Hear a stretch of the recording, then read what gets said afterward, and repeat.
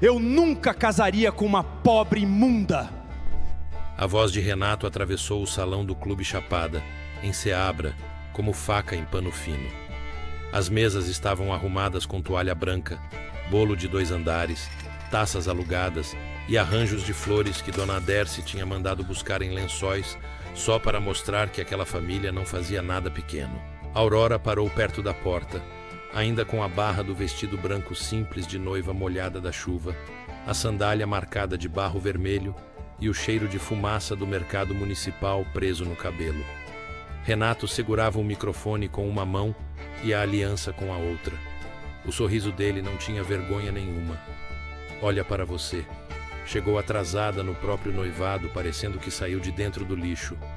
Eu tive pena da sua filha, tive pena da sua casa, tive pena dessa sua vida encardida. Mas botar meu sobrenome em mulher que varre rua e mexe com reciclável? Nunca. O salão ficou primeiro mudo. Depois veio aquele riso baixo, covarde, saindo das mesas mais caras. Aurora sentiu o rosto queimar, a garganta fechar e a mão tremer sobre a sacola de pano que trazia no braço. Dentro dela estavam 2 mangas que seu avô tinha pedido e um pacote de vela comprado fiado na venda de Dona Noca. Ela tinha corrido do serviço porque um caminhão da coleta tombara perto do mercado, espalhando papelão molhado, resto de feira e vidro quebrado pela avenida. Não deu tempo de voltar em casa, não deu tempo de lavar o cabelo, não deu tempo de passar pó no rosto. Deu tempo apenas de vestir o vestido branco simples de noiva por cima do cansaço e entrar pela porta da frente, achando que ainda era esperada.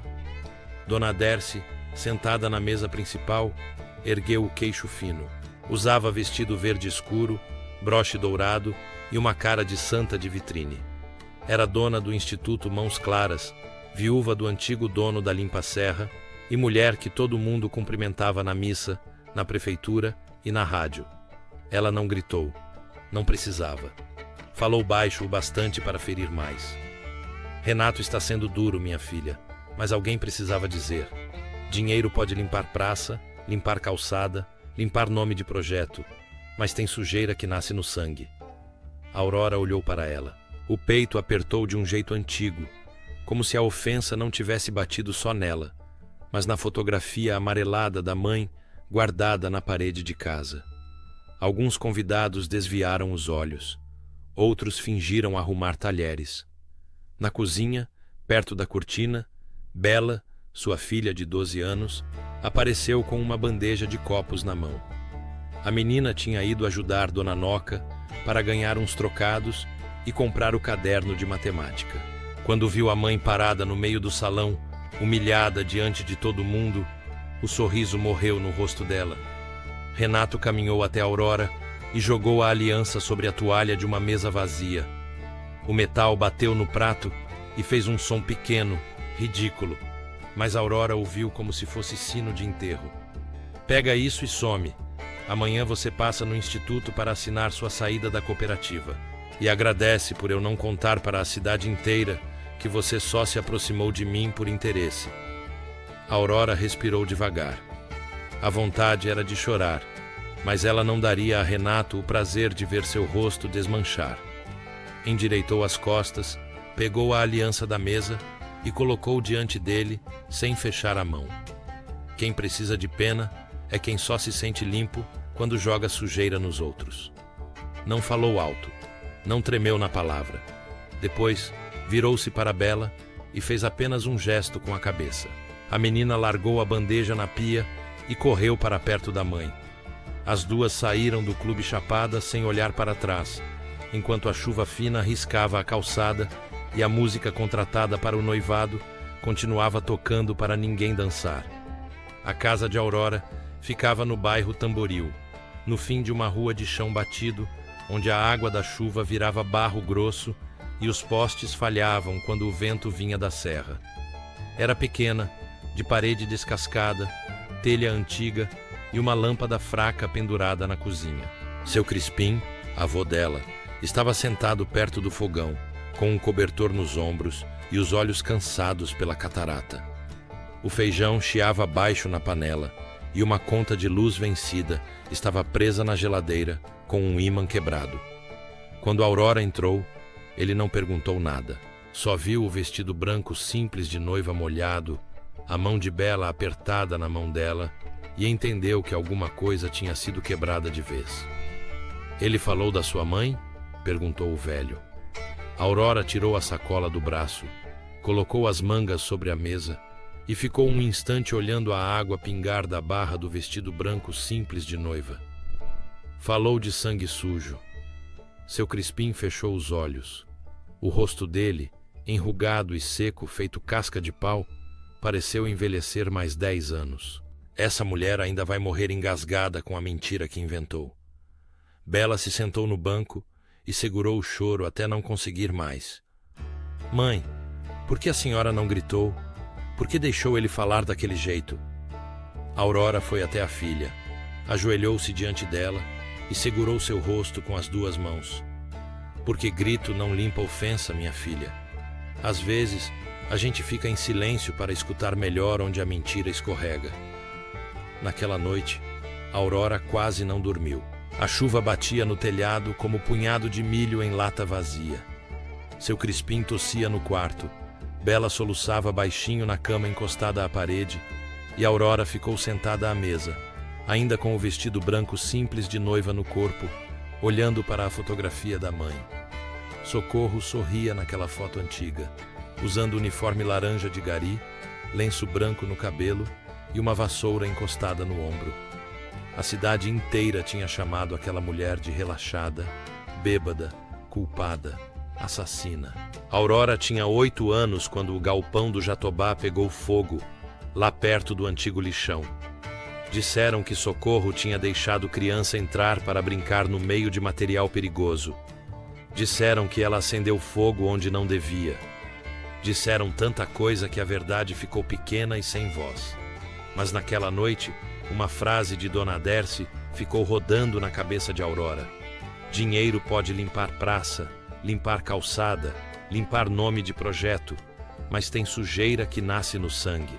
Não era uma ofensa qualquer. Era frase ensaiada, frase velha, frase de quem já tinha dito aquilo antes. E Renato, no meio da humilhação, também tinha deixado escapar uma coisa estranha. Ele dissera que nunca pisaria onde ela mexia com lixo. Só que, quando Aurora entrou no salão molhada e com cheiro de fumaça, ele tinha levado a mão ao pulso esquerdo antes mesmo de abrir a boca.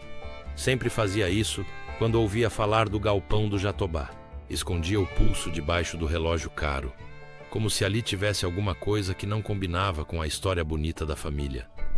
Na manhã seguinte, Aurora vestiu a calça jeans mais limpa, prendeu o cabelo e foi trabalhar. A cidade já sabia. Em Seabra, humilhação corria mais rápido que notícia de chuva. No mercado municipal, entre cheiro de coentro, peixe, café passado e fruta madura, muita gente olhou diferente. Alguns com pena, outros com gosto. Dona Noca, que vendia pastel perto da entrada, segurou a mão dela por cima do balcão. Menina, eu vi o vídeo. Estão espalhando nos grupos. Cortaram só a parte dele falando e você saindo calada. Botaram legenda dizendo que você tentou dar golpe. Aurora engoliu seco. Quem postou? Perfil falso, mas todo mundo sabe de onde vem veneno quando o gosto é o mesmo. Antes do meio-dia, chegou um rapaz da Limpa Serra com um envelope. Nem olhou nos olhos dela. A carta dizia que a cooperativa Renascer perderia o apoio do Instituto Mãos Claras por quebra de confiança. Sem apoio, as mulheres que separavam reciclável perderiam o galpão, a prensa, os sacos e o pagamento da semana. No fim da folha, uma linha curta doía mais que o resto. A casa do bairro Tamboril, cedida em programa social do Instituto, seria reavaliada. Em outras palavras, Aurora podia perder o trabalho, o teto, o tratamento do avô e a bolsa de Bela na escola particular que Dona Adércia adorava mostrar em foto. As outras mulheres da cooperativa ficaram nervosas. Marinalva chorou. Teresa bateu boca. Fátima disse que tinha filho pequeno e não podia comprar briga com gente grande. Aurora ouviu todas. Não julgou nenhuma. Sabia que fome faz a coragem ficar cara. No fim, Pegou a vassoura, limpou o corredor do mercado e falou: "Quem quiser sair, sai sem vergonha. Quem quiser ficar, fica sabendo que eu não vou assinar mentira para salvar migalha." Foi na volta para casa que a primeira peça saiu do lugar. Aurora passou pela banca de seu Firmino, um fotógrafo antigo que agora vendia pilha, santinho, cartão de memória e foto 3x4. Ele quase não enxergava de um olho e falava pouco desde que a esposa morrera. Quando viu Aurora, chamou com a mão. Sua mãe não acendeu fogo nenhum.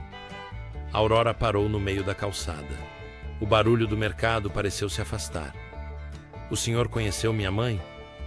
"Conheci antes de você nascer. Fotografei muita limpeza de rua, muita inauguração falsa, muito político fingindo que pegava no cabo da enxada. No dia do incêndio, eu estava lá." Ele olhou para os lados, abaixou a voz e puxou uma lata de biscoito debaixo do balcão. Eu devia ter falado há muito tempo.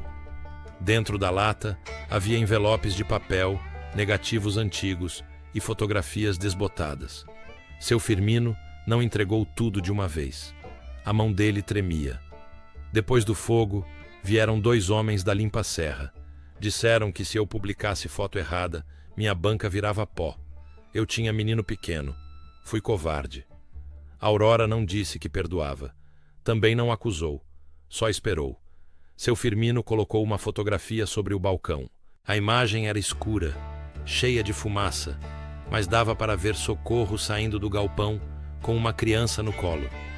O rosto do menino estava virado contra o ombro dela.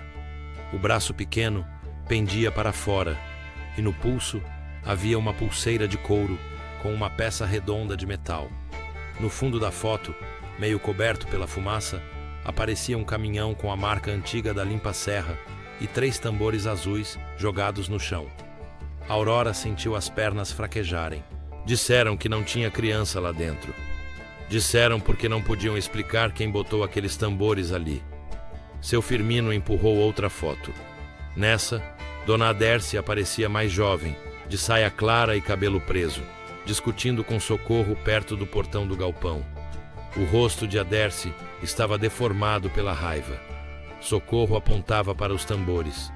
Sua mãe avisou, eu escutei. Ela gritava que aquilo não era lixo comum, que ia pegar fogo. Adércia mandou calar a boca. Chamou sua mãe de catadora metida.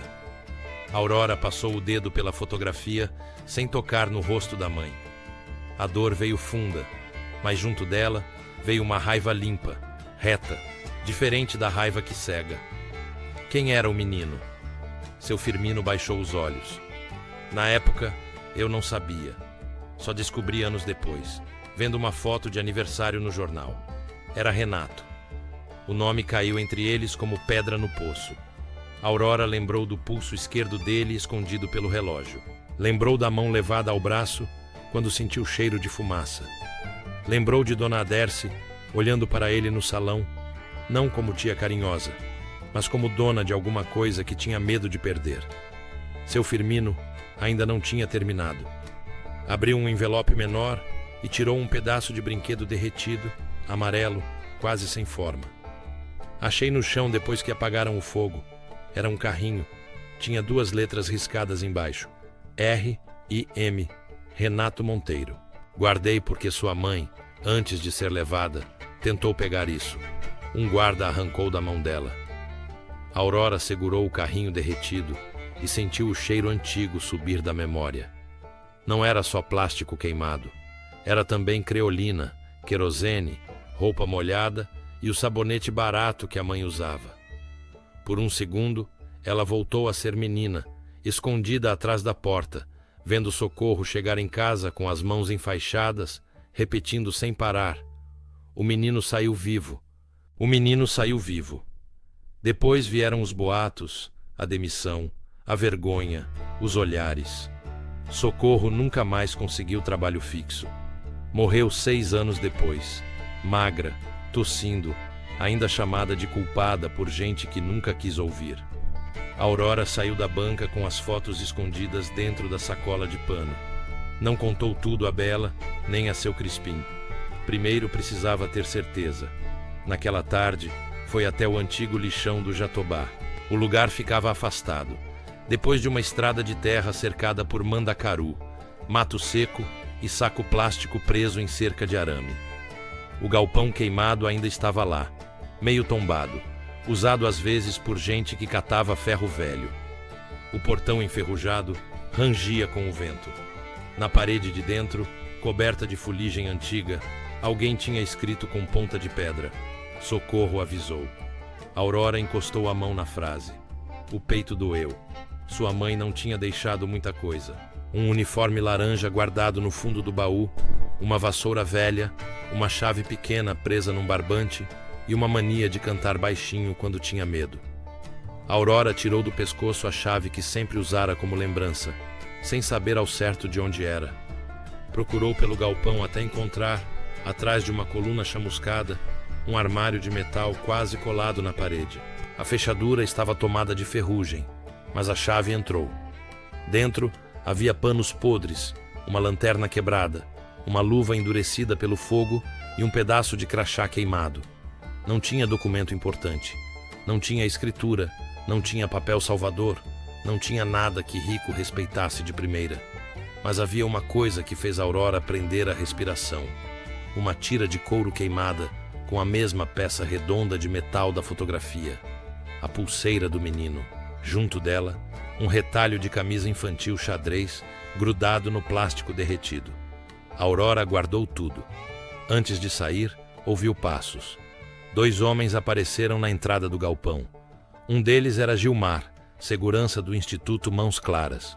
O outro trabalhava na limpa-serra. Dona Dercy mandou avisar que você está entrando em propriedade interditada, disse Gilmar, ajeitando o boné. Vai procurar o quê, Aurora? Mais lixo para chamar de herança? Ela levantou devagar, segurando a sacola contra o corpo. Estou procurando o que vocês têm medo de deixar enterrado. Gilmar riu, mas os olhos dele não riram. Cuidado, gente que mexe em coisa queimada acaba se queimando também.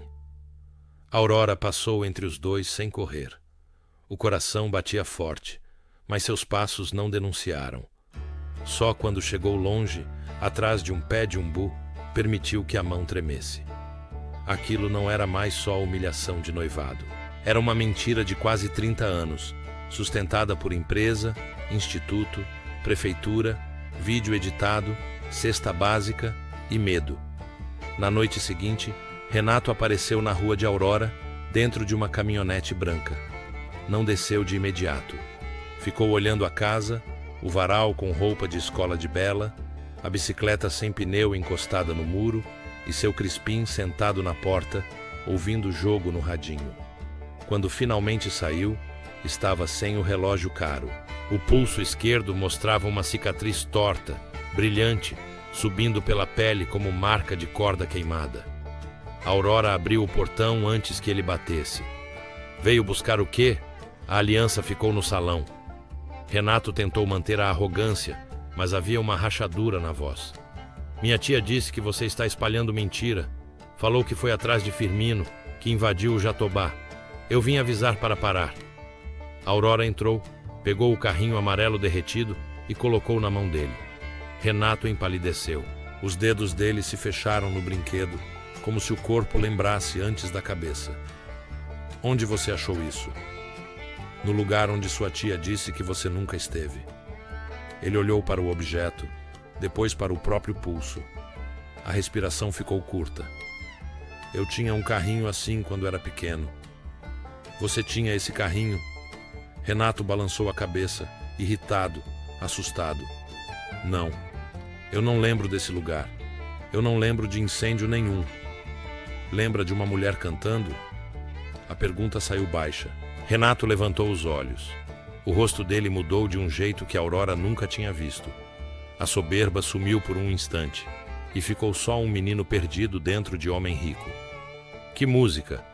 Aurora cantou só um pedaço, quase sem voz. Se essa rua fosse minha... Renato recuou um passo. Levou a mão ao pulso queimado. Minha tia dizia que eu sonhava com isso porque fiquei doente. Dizia que foi febre. Eu chamava uma mulher de... Ele não terminou. De socorro, disse Aurora. Renato fechou os olhos. Por alguns segundos, a rua ficou quieta. Até o rádio de seu Crispim pareceu abaixar. Depois, Renato endureceu de novo, como quem veste uma roupa molhada por obrigação. Mesmo que isso seja verdade, não muda o que você é. Aurora sentiu a frase bater, mas dessa vez não atravessou. Muda o que você é, e é por isso que você tem medo. Renato foi embora sem pedir perdão. No dia seguinte, a cidade acordou com outro vídeo. Uma montagem mostrava Aurora entrando no galpão queimado, mexendo em armário, saindo com sacola. A legenda dizia: ex-noiva rejeitada invade área interditada e furta peças da antiga limpa-serra. Nos grupos, chamaram Aurora de ladra de sucata, filha de criminosa, mulher vingativa.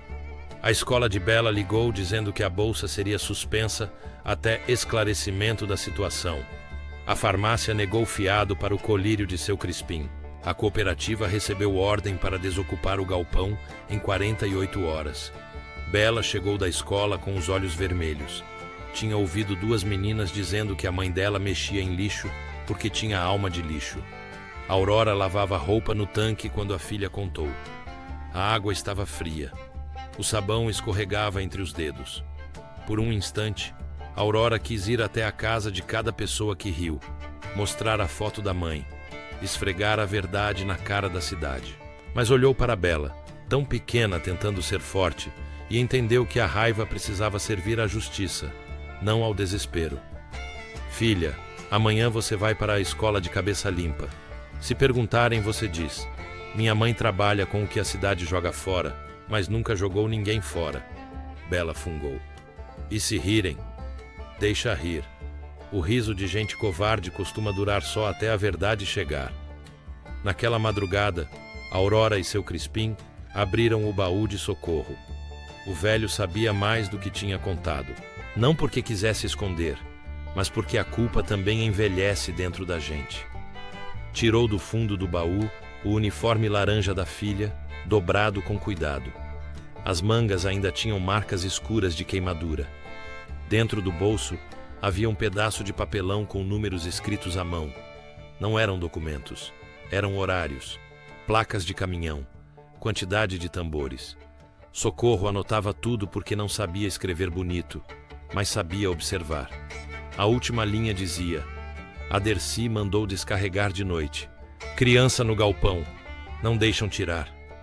Aurora passou os dedos pelos números. Por que o senhor nunca mostrou isso?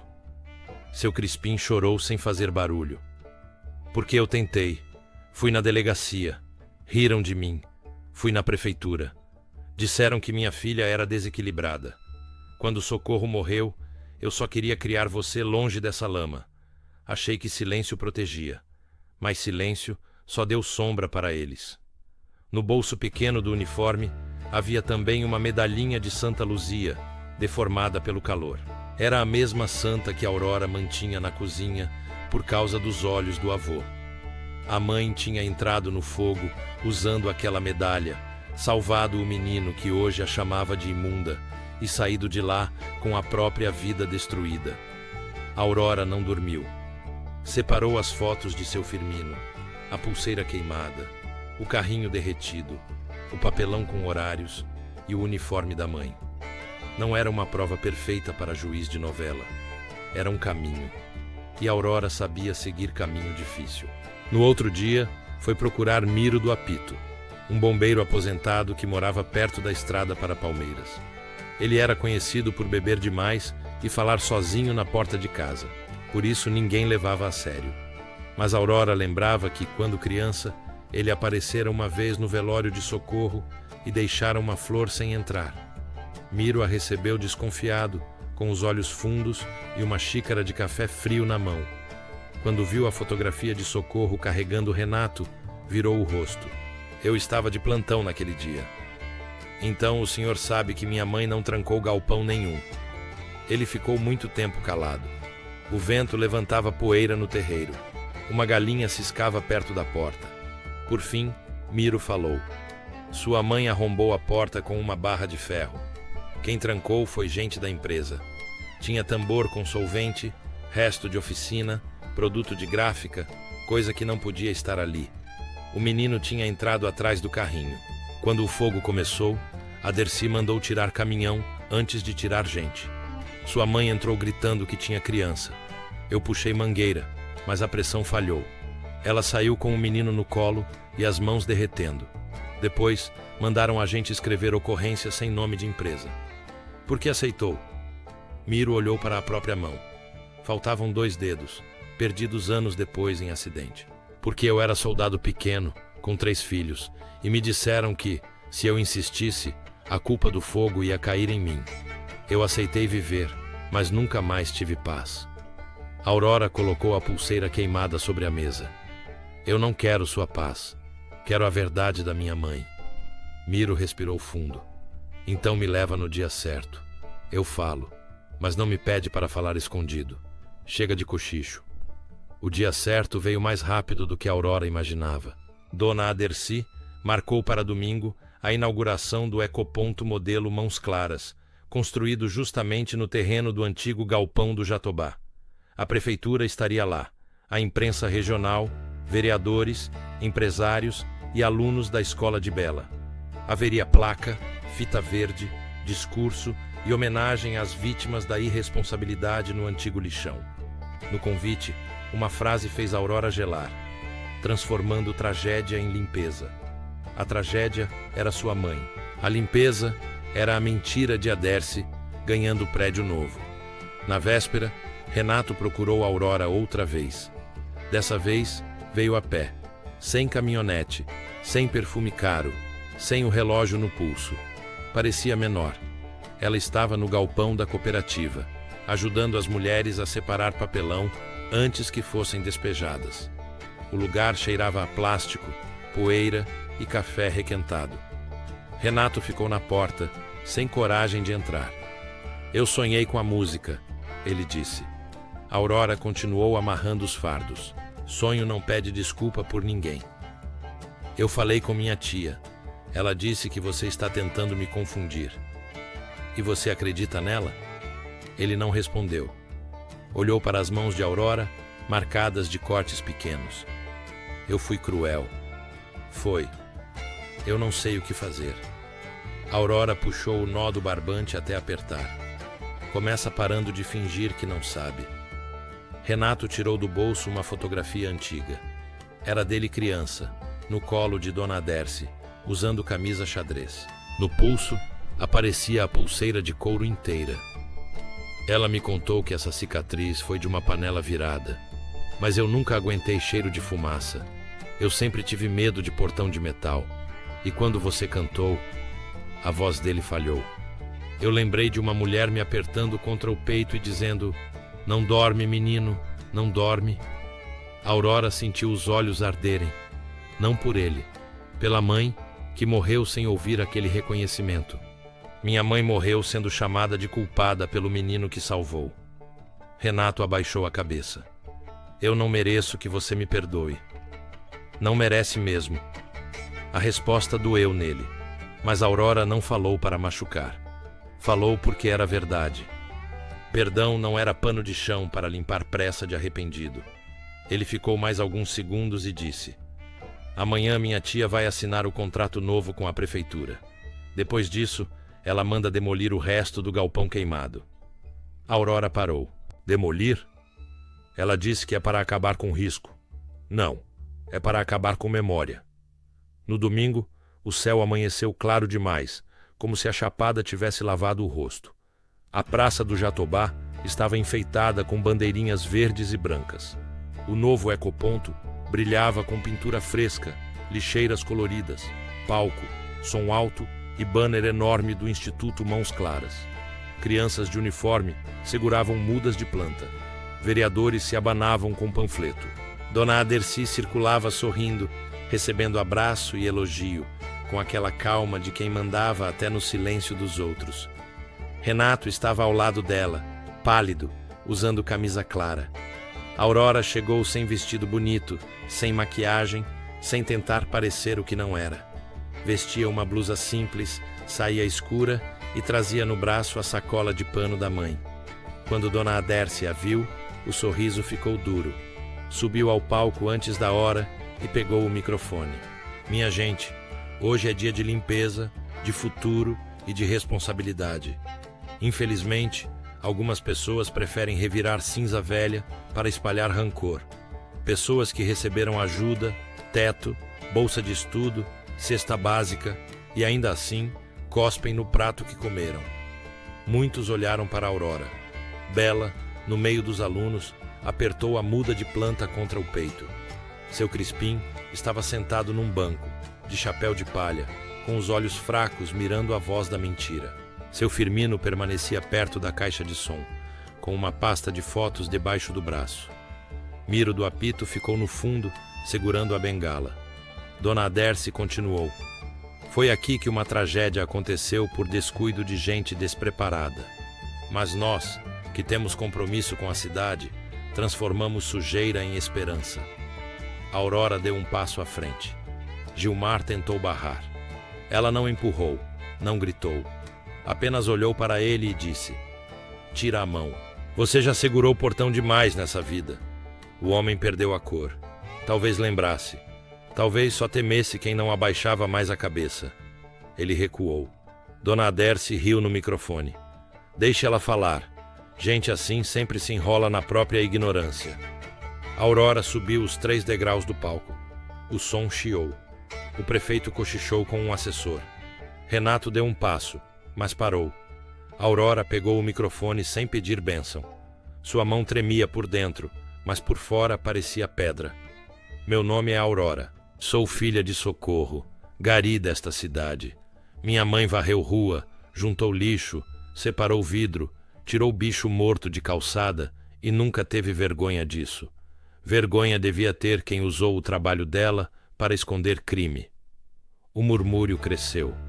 Dona Aderce manteve o sorriso, mas o pescoço ficou vermelho. "Cuidado com a acusação, menina." Aurora tirou o carrinho amarelo derretido da sacola. Ergueu para que todos vissem. Esse brinquedo estava no galpão no dia do fogo. Era de Renato. Depois tirou a pulseira queimada. "Isso estava no armário que minha mãe trancou antes de morrer. A pulseira aparece na foto do incêndio." Fez sinal para seu Firmino, que com a ajuda de um rapaz da escola, ligou o projetor usado para mostrar vídeo institucional. Na parede branca do ecoponto, apareceu a fotografia de Socorro saindo da fumaça com o menino no colo. A praça silenciou. Até as crianças pararam de se mexer. Renato olhou para a imagem e levou a mão à cicatriz. Aurora continuou. "Disseram que não tinha criança. Disseram que minha mãe acendeu fogo. Mas aí está ela, saindo do fogo com o menino vivo. E atrás dela está o caminhão da limpa-serra, com um tambor azul descarregado onde não podia." Dona Aderce arrancou o microfone da mão de Aurora. "Foto velha não prova nada. Essa mulher era desequilibrada. Todo mundo sabe. Vivia mexendo em lixo, inventando história, querendo aparecer. Eu salvei essa cidade de uma catadora sem preparo." A palavra saiu sem maquiagem. Catadora, sem preparo. Salvei. A praça ouviu o verdadeiro rosto da caridade. Aurora não tomou o microfone de volta. Deixou a vaidade de Aderce trabalhar. Miro do apito subiu devagar. A bengala batia no palco. Eu era bombeiro. Socorro não causou fogo. Socorro arrombou porta. Quem mandou trancar e tirar caminhão antes de socorrer criança foi gente da empresa. Eu calei por medo. Hoje não calo. O prefeito tentou se afastar, mas os celulares já estavam erguidos. Dona Aderce perdeu o controle. "Cala a boca, Miro. Você era um bêbado. Ninguém acredita em você." Seu Firmino levantou outra foto. A imagem mostrava Aderce jovem, apontando o dedo para Socorro ao lado dos tambores. Eu fotografei. Guardei por covardia, mas guardei. A voz dele falhou. Socorro avisou antes do fogo. Renato pegou o microfone. A mão dele tremia tanto que o som saiu arranhado. "Tia, minha cicatriz foi desse incêndio." Dona Aderce virou-se para ele. Por um segundo, o rosto dela deixou escapar não amor, mas posse. "Eu criei você. Eu te dei estudo. Eu te dei nome. Você vai acreditar numa varredora?" Renato insistiu. com os olhos cheios de água. Minha cicatriz foi desse incêndio? Ela olhou para a praça, para os celulares, para os vereadores se afastando, para a placa coberta por tecido verde que ainda seria inaugurada. Então tentou rir, mas a risada saiu quebrada. Você era uma criança burra que entrou atrás de brinquedo. Se aquela mulher tivesse ficado quieta, ninguém saberia dos tambores. Eu fiz o que precisava para salvar a empresa, salvar empregos, salvar o nome da família. E salvei você também. Aurora sentiu a praça inteira prender a respiração. A Dercy percebeu tarde demais que tinha dito o bastante. Tentou corrigir. Eu quis dizer... Renato largou o microfone como se queimasse. Ela me salvou. Socorro me salvou. Aurora não sorriu. Não havia alegria em ver a verdade nascer tão tarde. Havia alívio, mas também luto. Dona Dercy tentou descer do palco, mas Gilmar não soube para onde olhar. O prefeito mandou suspender a assinatura do contrato. Um promotor que estava no evento por acaso, convidado para aparecer em foto, pediu as fotos, os objetos e chamou 2 policiais municipais que faziam segurança. A praça virou um corpo só de cochicho, espanto e vergonha. Dona Dercy ainda tentou a última arma. Aproximou-se de Aurora, sem microfone, com os olhos molhados de ódio. Você acha que ganhou? Sem meu instituto, sua filha perde escola, seu avô perde remédio, sua cooperativa perde tudo. Aurora guardou a pulseira queimada na sacola. A senhora passou a vida achando que pobre só vive porque rico deixa. Pois aprenda hoje, pobre vive apesar de gente como a senhora. Dona Dercy ergueu a mão como se fosse bater. Renato segurou o braço dela antes. Aurora nem se mexeu. Olhou para ele, depois para a mão dele no braço da tia. Não faça isso por mim. Faça pela mulher que você chamou de imunda e pela outra que morreu para você respirar. Ele soltou a Dercy como quem entendia, enfim, que não tinha direito de parecer herói. Os dias seguintes não foram fáceis. Verdade não enche panela no mesmo minuto. A Limpa-Serra fechou as portas por investigação, e muita gente que antes elogiava a Dona Dercy fingiu que nunca tinha sentado à mesa dela. O Instituto Mãos Claras perdeu convênios. A prefeitura, pressionada pelos vídeos que se espalharam pela região, suspendeu o despejo da cooperativa Renascer e abriu apuração sobre o terreno do Tamboril. Seu Firmino entregou os negativos. Miro deu depoimento. Gilmar, com medo de sobrar sozinho, confirmou que havia ordem para demolir o galpão e sumir com o armário antigo. Renato procurou Aurora 3 vezes. Na primeira, ela não recebeu. Na segunda, Bela atendeu e disse que a mãe estava lavando roupa. Na terceira, Aurora saiu até o portão. Ele trazia a aliança numa caixinha, como se a história pudesse voltar ao ponto antes do salão. Estava abatido, sem pose, sem relógio, sem aquele brilho falso de homem acostumado a ser aplaudido. Eu sei que não mereço, ele disse, mas eu queria tentar reparar. Aurora olhou para a caixinha e depois para a rua de barro, onde Bela brincava de amarelinha riscada com caco de telha. Reparar não é casar comigo. Eu não quis dizer. Quis sim. Você ainda acha que sua presença é prêmio. Não é. Ela falou sem raiva, e por isso doeu mais. Se quer reparar, diga o nome da minha mãe toda vez que alguém chamar ela de culpada. Use seu dinheiro para pagar o que sua família destruiu, sem pedir foto, sem pedir aplauso e sem pedir minha mão em troca. Renato abaixou a caixinha. E nós? A Aurora respirou. Lembrou do salão, da frase, de Bela segurando bandeja, de Socorro saindo do fogo com um menino no colo. Nós acabamos no dia em que você teve plateia e escolheu me diminuir para parecer grande. Ele chorou. A Aurora não. Já tinha chorado o que precisava no escuro. Fechou o portão com calma e voltou para dentro, onde seu Crispim tomava café ralo e Bela fazia tarefa na mesa. Meses depois, a placa do Ecoponto modelo foi trocada. Não houve festa grande, nem banda, nem bolo caro. As mulheres da cooperativa pintaram a parede com cal. Plantaram 2 mudas de ipê e penduraram na entrada uma placa simples: Centro de Reciclagem, Socorro da Serra. Aurora ficou olhando o nome da mãe, escrito sem deboche pela primeira vez na vida.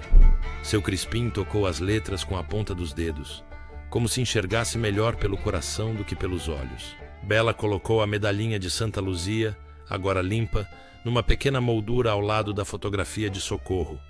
A casa do tamboril também mudou. Não ficou rica. Continuou pequena, com telha antiga, panela no fogo e roupa no varal. Mas a ameaça saiu da porta. A cooperativa passou a administrar o ecoponto com as próprias mulheres, sem instituto, mandando sorrir em troca de cesta. A Aurora continuou trabalhando com reciclável, porque nunca teve vergonha do que fazia. A diferença é que quando atravessava o mercado municipal com o uniforme laranja, ninguém mais ria alto. Alguns baixavam a cabeça, outros cumprimentavam com respeito atrasado. A Aurora aceitava o cumprimento, mas não confundia a educação com a amizade. Num fim de tarde, depois de uma chuva rápida, a Aurora lavou o velho uniforme da mãe no tanque. A água saiu escura no começo, levando poeira de anos, cheiro de baú e cinza que parecia não acabar. Depois clareou. Ela torceu a peça com cuidado e pendurou no varal, ao lado da blusa de escola de Bela e da camisa remendada de seu Crispim. O sol apareceu por trás das nuvens, batendo no tecido laranja, como se acendesse uma lamparina. Bela chegou perto e encostou a cabeça no braço da mãe. A avó Socorro ia gostar? Aurora olhou para o uniforme balançando no vento, para a vassoura encostada na porta e para o carrinho amarelo derretido, guardado agora numa caixinha de madeira, não como lembrança de dor, mas como prova de que a verdade também sobrevive ao fogo. Ia sim, minha filha, mas não porque limparam o nome dela.